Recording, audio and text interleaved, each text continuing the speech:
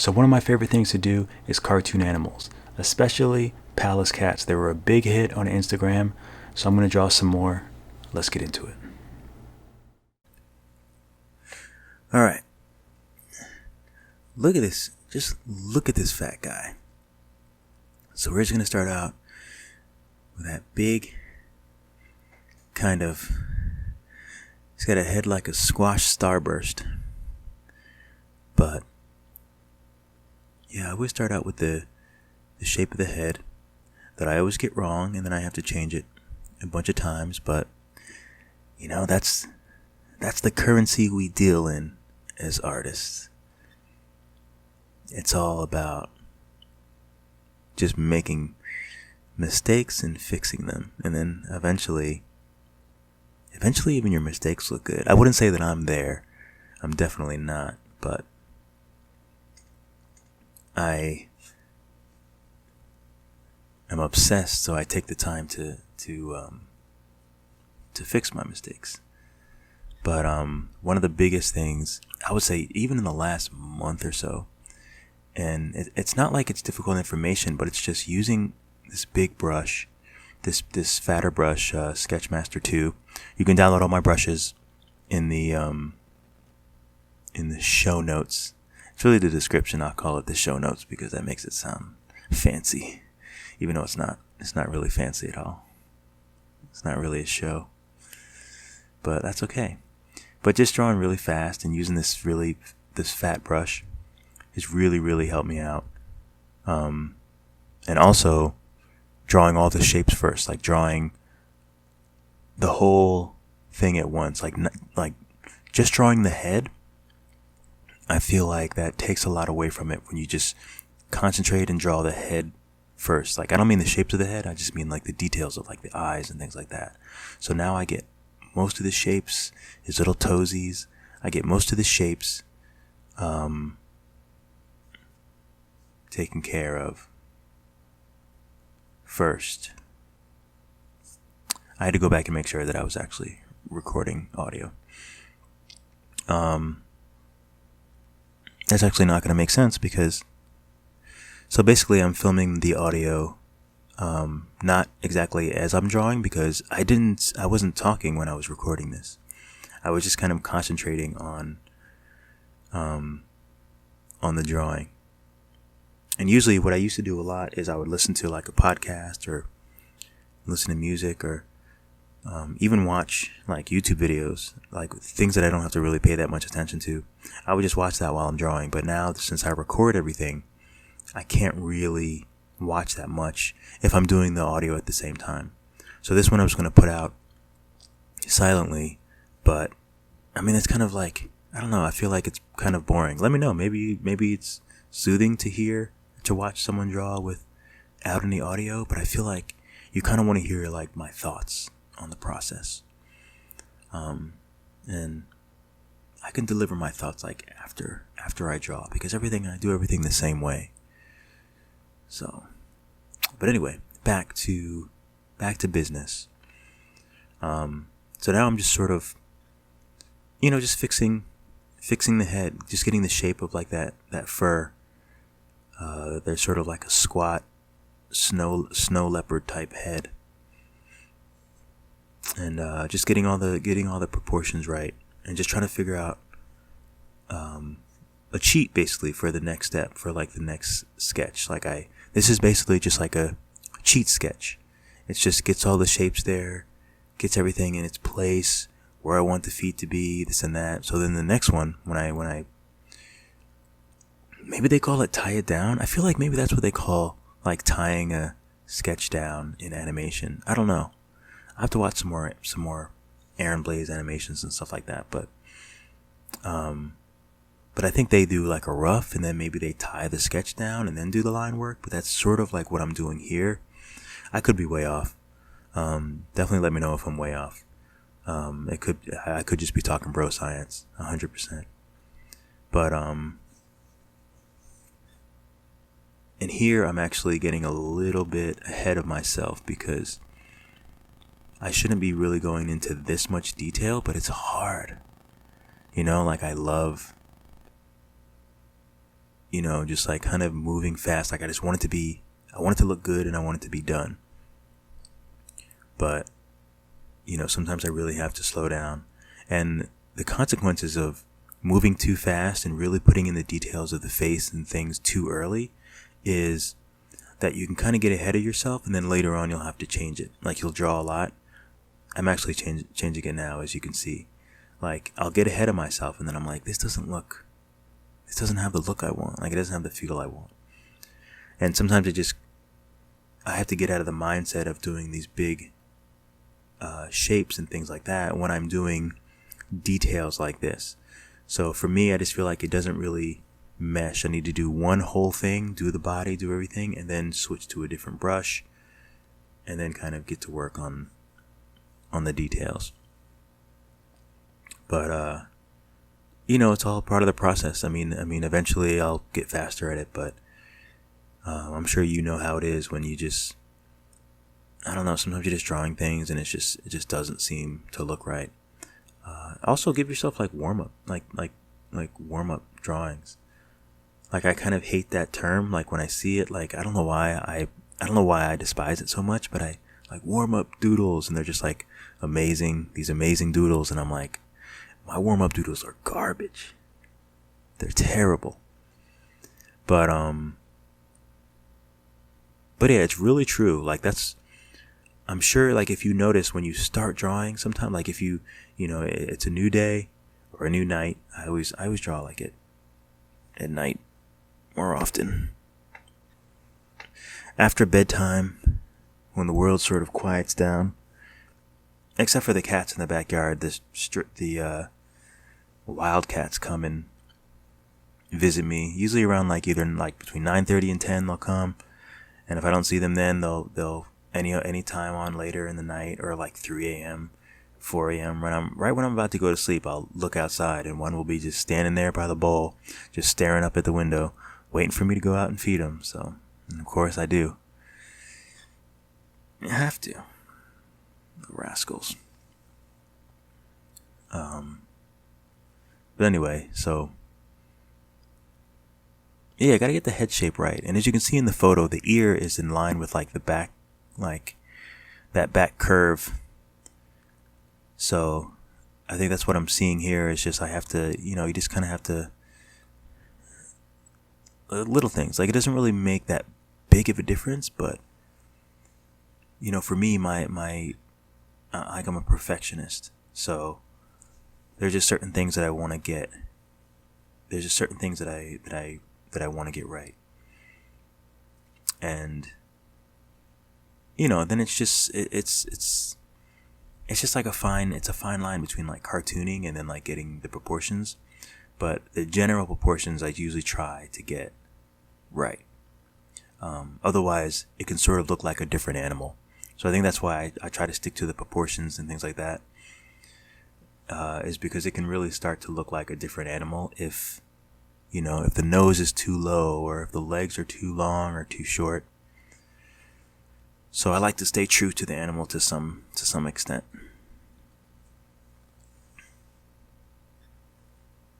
His feet were way too big.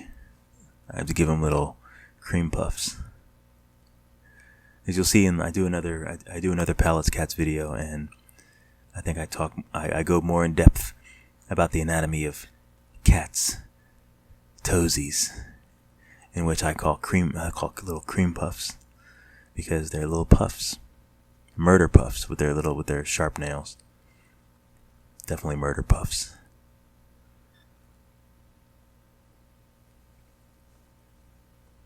I'm getting a little bit better at feline feet as well. I guess maybe not just feline feet, but just these cartoony like feet in general. They're a bit difficult because the toes have to be it seems like a simple shape, but in order for them to look right as a cartoon, there's just a very there's a few very particular things that have to really look right. Like the curvature of the top of the toes, that's what it is. Like it actually domes over and goes down. But in the next video, I'll actually talk more about that as I'm drawing the feet.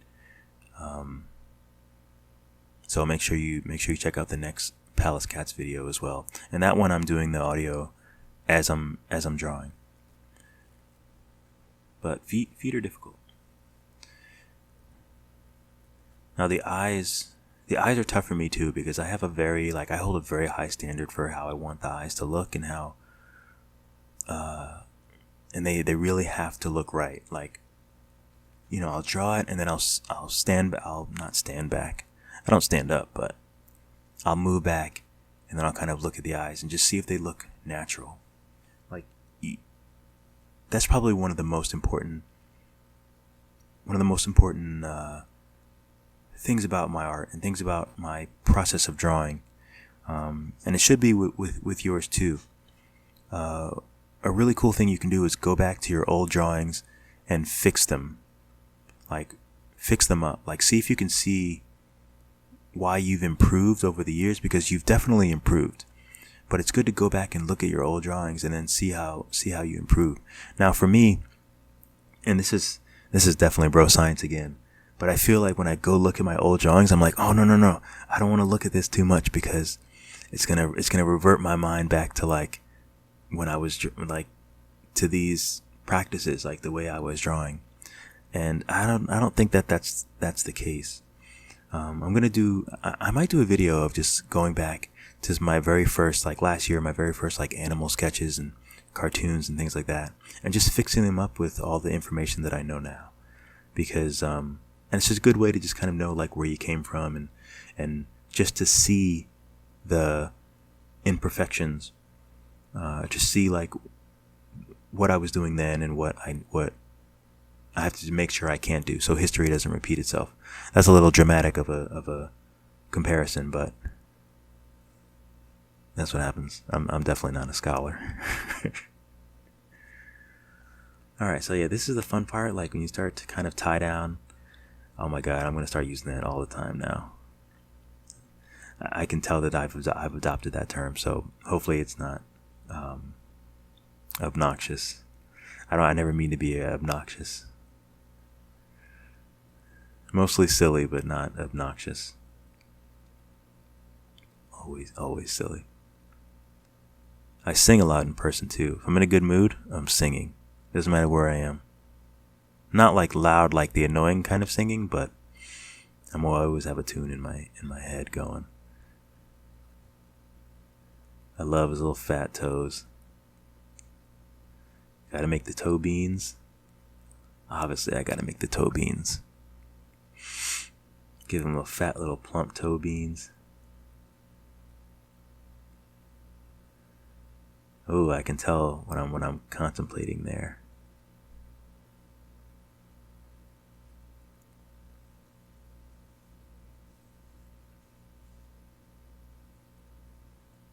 Lighting is actually pretty good. I shoot on an iPhone S, like my girlfriend's old iPhone. I always take advantage of like older phones and stuff. Like I never trade anything in. So apparently she didn't trade this phone in. I'm an Android guy. She's a iPhone. She was iPhone, team iPhone, but now I got her on board to Android, and we both have Pixel 3s. But I keep this phone on my little what is it called? Tripod that you can see to the left of the screen. So that's just like a tripod that I have sitting on my desk. Then I have the phone in a little phone holder pointed down. But I mean, it works okay. And it's good because I work on a MacBook Air, so it's good that I can just record. It only has 16 gigabytes of space, but like I'll record this whole thing. That's like, I don't know how long it is now, and then I'll just AirDrop it to the computer. So that's very efficient for me. But I mean, it would be nice to get like some other little actual camera, something with a little better quality. For sure. But for now, I mean, this works. I mean, obviously you can see the screen, so it works.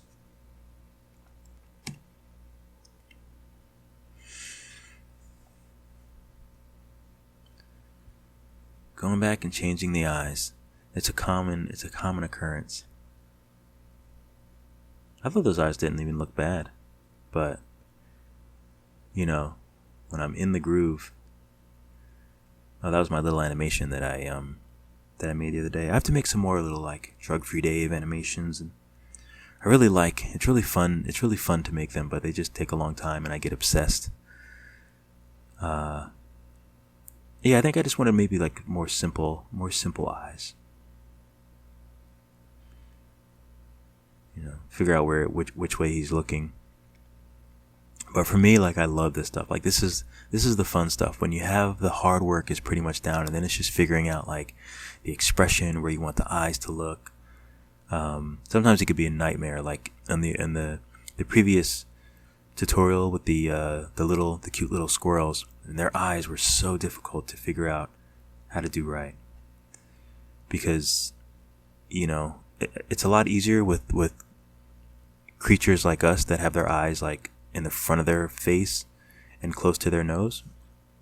The further away the eyes get from the nose, that's what I need to work on, and that's what I need to kind of, just draw more and just get more comfortable with, how to make them look right. And here, as you can see, the eyes were very high. They have like, they kind of have like big foreheads. They have a lot of space between their eyes and their foreheads. So this is a bit more, I think that looks a lot more, like the original. I mean, obviously it's cartoon, but it's just, I gotta give him that forehead space. Gotta give him that dome space. But I say a lot. I digress. I apologize for. It's probably, at this point in time, it's probably like I probably just should have kept the video silent. Now, if I was going back now, I wonder if I do it. I would take that whole his left eye from on the screen. It's the right eye, but the cat's left eye. You see what I did there? The cat's left eye. I would angle that down a little bit so that the line would go straight across. Right now, the line goes straight and then it sort of angles up a little bit. But not that it's bad. There's always going to be things like that. And when I'm looking at my art, I'm constantly processing what doesn't feel right or what doesn't feel natural. But the problem is sometimes you can go on forever. But I've actually come a long way with drawing these kind of sketches and drawing them faster than I used to. Because speed helps. Like even the process of drawing, like if you saw like the rough sketches, like the speed actually helps because it makes it easier for you to kind of get in like a flow and really start moving your arm and you're moving things around rather than just like your fingers, like just like pinpointing in. Even here, I don't know why I have the screen so small. There we go. Good job, Dave. Good job, me. But sometimes I can get caught up with like having the screen really small. I'm not sure why.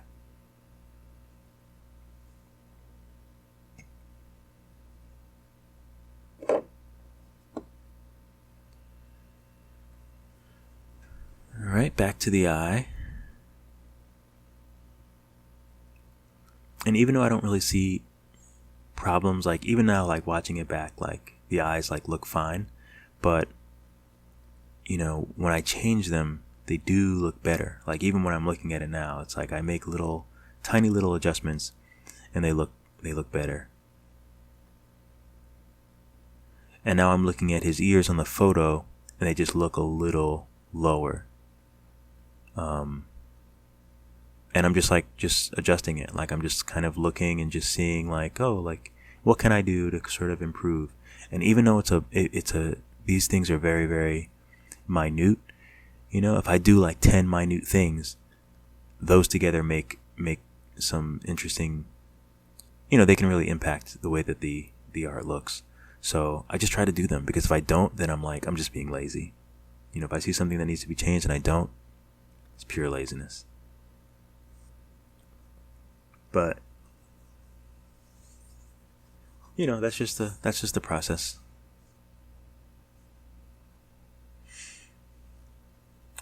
So if you guys like watching it, like, do you also like cartoon? Like, what do you like to cartoon? Like, what do you get out of what do you think the most useful thing is about these videos? Or what would you like to, like, for me, like, I really like to accomplish, like, I mean, I hate to always say like Disney, but I mean, Disney is just a collaboration of the best artists in the business, like always has been. So, when someone says like Disney, for me, it's mostly just a catch-all for animals and art that's really good and simplified. And yes, they have a certain look to them, but it's changed throughout the years as their artists change, and even the artists like have different styles and things like that.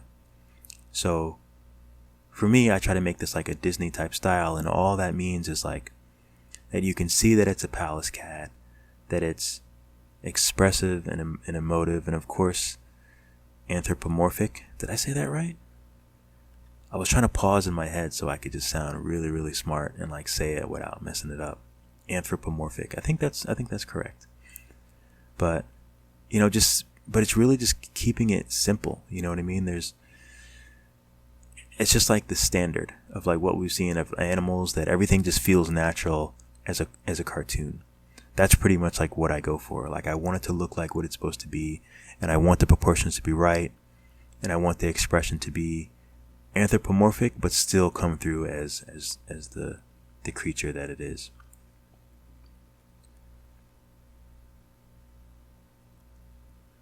But yeah, again, if you're really looking to grow your audience and you draw animals, like, it has to be something that you love to draw. Like, for me, this is just my niche. I love drawing animals. So if you draw animals and you like to draw them as cartoons, and you like to like tune them and make them interesting, like, just keep watching videos, like, not only me, but just find videos of like Aaron Blaze and other artists just like drawing, because that's how I get a lot of information and practices, by watching people that I think are better than me.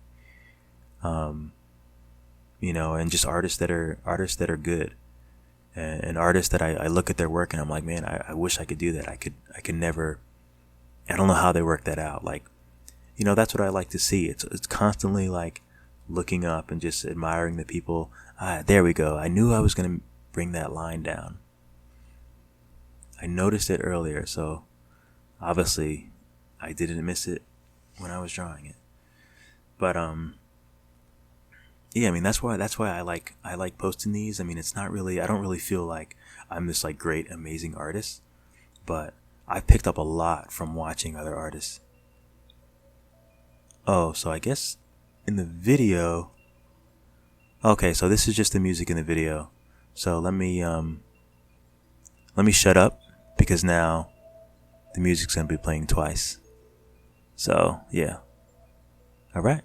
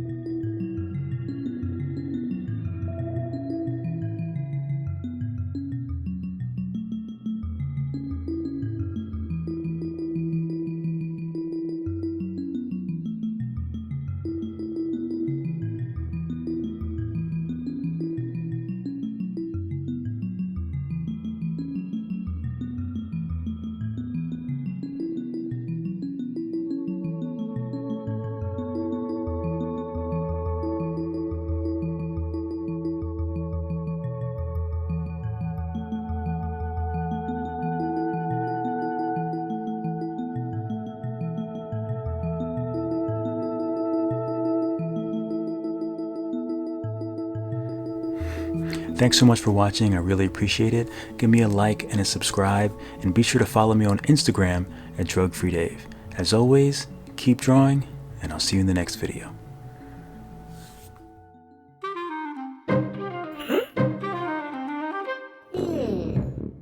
Hmm.